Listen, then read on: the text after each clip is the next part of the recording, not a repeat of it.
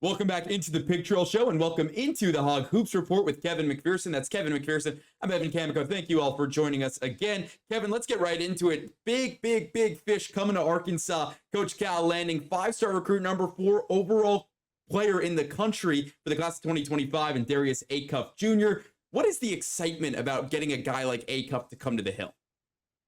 Well, anytime you get a five-star player, I think it excites your fan base. John Calipari's used to it. Arkansas had some taste of that under Eric Musselman, but you can expect this routinely. I hope it doesn't become ho-hum. I know it won't for me. This guy's a really good player, Evan. I mean, you say five-star, duh, Captain Obvious, but here's what I like about him. 6'3", he can play a little bit of bully ball, but he's got the skill and talent. What I like are the reads he makes in situations, breaking down the first line of defense when help comes, making the next correct read, and then when it comes finishing time on a play, he can either deliver or he can dish it off and find somebody else. So he is a score-first lead guard, but I just like the way he gets to spots, and again, proactive and reactive in situations, how he deals with whatever's thrown at him. And so skill and talent are one thing he seems to understand, and this is why, this is, to me, the 2025 class is probably the best class at the top and even depth-wise in a while. I think, and I've liked the other classes, but on a national stage, I think 2025 is special. In many years, Darius Acuff Jr. might be the number 1 recruit in the nation. He's got a case to make. If you're top 5 or 10, in my opinion, in this class, you're really darn good, and this could be another one-and-done type of lead guard. You look at John Calipari's past, you look at backcourt players, front court players, it's been a spoil of riches. But you just look at guys like Shea Gilgeous-Alexander, Tyrese Maxey, John Wall. The list goes on and on. Emmanuel Quickly. He's had so many top-level backcourt players, and he's got some in Arkansas for this first roster that he brought with him and also recruited. But I think when you look ahead now, the first player off the board for his, and it was the first player, by the way, to take a visit to Arkansas who wasn't filling in as part of this first roster. That was back in May, and so it was the Hogs over Kansas, Michigan, UConn, where he most recently visited in June, and then also Kentucky. Remember, Acuff visited Kentucky when Calipari was still the head coach there. So to me, this is a home run out of the park, kind of a commitment. You ask about the excitement level of five-star, just keep stacking them up. It'll never get old for me, and I think most Arkansas fans would agree with that.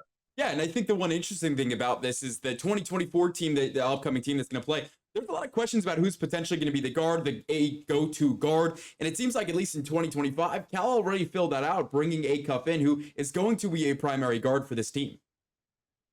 Yeah, and, Boogie Fland, it could very well be a one-and-done.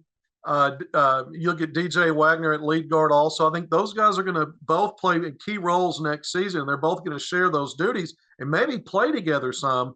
But both of those guys could be in the NBA draft this time next year. And so Calipari recruits that way. When he's going after high school guys, he's really not targeting these top-level guys to drag it out for a long career. He understands they want to get to the next level. He's the best at getting them there. And you're right, Darius Acuff Jr., expect him to have the ball in his hands a lot.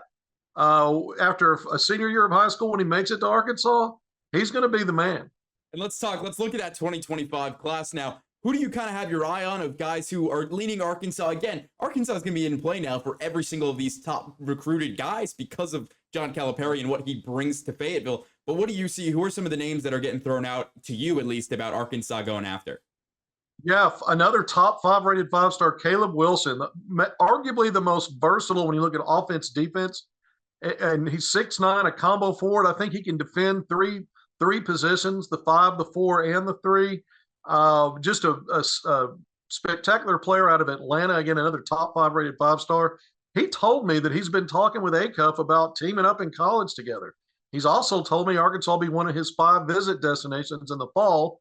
He plans to schedule around a football game, a football weekend when Arkansas is hosting. So that's always good. But Caleb Wilson, it's Arkansas, Duke, Tennessee, Oregon, and he's from Atlanta, so the hometown school, Georgia Tech. Those are the 5 places he intends to visit, he told me. But again, I think Arkansas, if I had to call it today, things change in recruiting. But if he had to make a decision today, let's say, I think Arkansas just might very well land a commitment from him.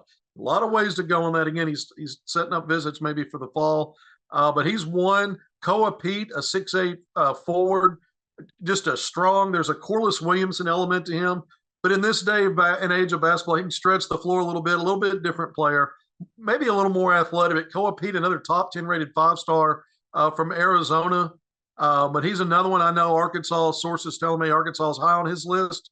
Very well could get a visit from him.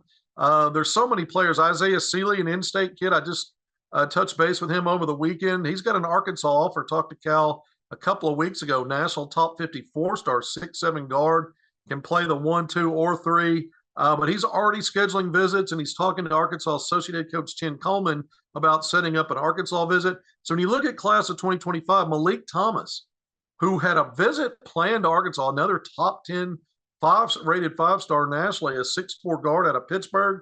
He'll play at Overtime Elite this upcoming season, his senior year. He had visited UConn.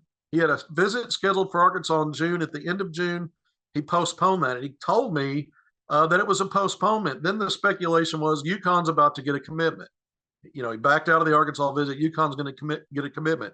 That hasn't happened yet. In fact, he's setting up visits again.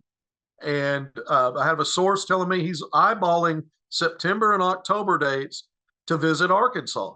So to reschedule a visit to Arkansas among other schools. Now, UConn may be the leader for Malik Thomas, and it may be a situation where that's inevitable, but he didn't commit and certainly had opportunities to do that early, and now maybe he does stretch this out a little bit, take a look around, and then Arkansas, this is more of a shooting guard wing, and so it'd be a great compliment. It wouldn't be not competing for the same position as Darius Acuff Jr. So there are paths for this to maybe work out.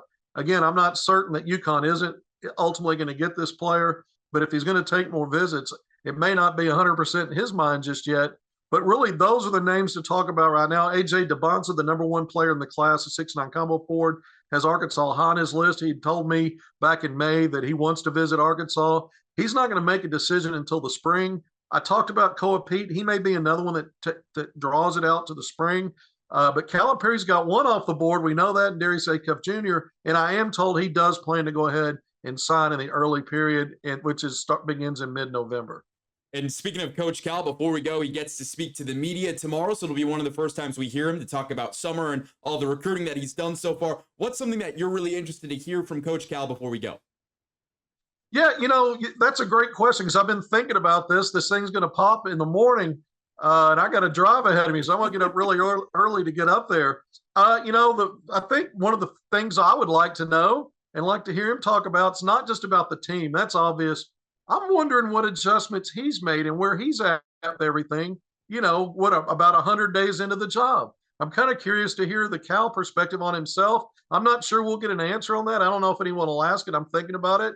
But I'm a little bit curious. The obvious stuff is in summer workouts and practices, and it's limited so far, but he's put a roster together. The top 9 are impressive. I think looking at it going into it, should be a preseason top 10 to 15 ranked team nationally. And in a 6-team SEC now that's grown by 2, Oklahoma and Texas, I really think Arkansas, and this is going to be another grind in the SEC. It is a strong basketball league. I think Arkansas coming into it maybe should be projected top 3 or 4 in the league based on this roster. So I want to hear what he's seeing in limited practice to this point, and maybe where he thinks strengths are. Someone's brave enough to ask about weaknesses, or maybe he shares that anyway. Some of the obvious stuff, we haven't heard from him in a while in terms of a media scrum even with Arkansas reporters. And I think the introductory press conference was the only time we've had him in Bud Walton Arena in the media room. And so that was back in early April. I've been in his presence a couple more times since then, one media scrum here in Central Arkansas, and then on the road in Texas for an Adidas 3SSB event when he was evaluating prospects. It'll be interesting to have him back in Bud Walton Arena. I noticed the team actually had a practice there. Typically, those practices happen in the Performance Center across the street. So I know the team's been there at least once to run through some stuff, and I'm wondering, is our media event, is there a practice around that? We've not been invited to practice. It'd be kind of cool though if it was maybe a lead up to practice. Uh, just stuff that off the top of my head since you asked about tomorrow. Absolutely, Kevin. Anything else before we go? That's it. Hey, there we go. That's a pretty easy Sunday. Not a lot of action going on. Basketball season though, right around the corner. Football obviously starting up this week. Then basketball, and it's kind of weird that we're already 4 or 5 weeks out from school being back in session, and not even that, but basketball is going to be here before we know it, Kevin. It really is. And I always say basketball's 365 days a year. I said I didn't have anything else, but I'll throw one more thing in there. If you took off the collection of Calipari coach players that are in the Olympics right now performing for Team USA, for Team Canada, and you spread it around the South Sudan, there's several of these teams. If you took a collection of those players, you could have a Team Cal competing in the Olympics. I don't think that'll be anything anyone ever considers, but it's something he could do every 4 years. He could have a Team Cal compete in the Olympics and maybe win a gold medal. Just a different perspective on that. I find it a little bit interesting. Maybe I'll bring that up tomorrow at the presser and see what he says about that. I hope someone brings it up because Team USA today just rolled through Serbia, so that was pretty fun to watch. And again, Devin Booker was on the court for a while, and a lot of those Kentucky guys, like you've mentioned, all over the the United States team and all over the world playing in their own teams. So really interesting to watch. But Kevin, that is going to do it for this edition of the Hogs Hoops Report. For Kevin McPherson, I'm Evan Camico. We'll have more Pig Trail Show coming up after the break.